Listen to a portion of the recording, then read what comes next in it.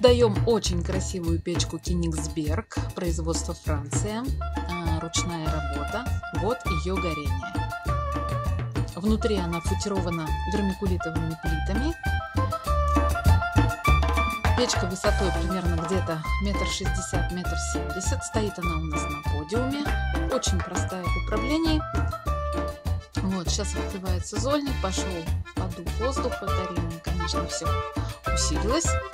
Ну, вот такая вот красунечка. Надеюсь, что стекло у нее будет сохраняться чистым и вести она себя будет хорошо.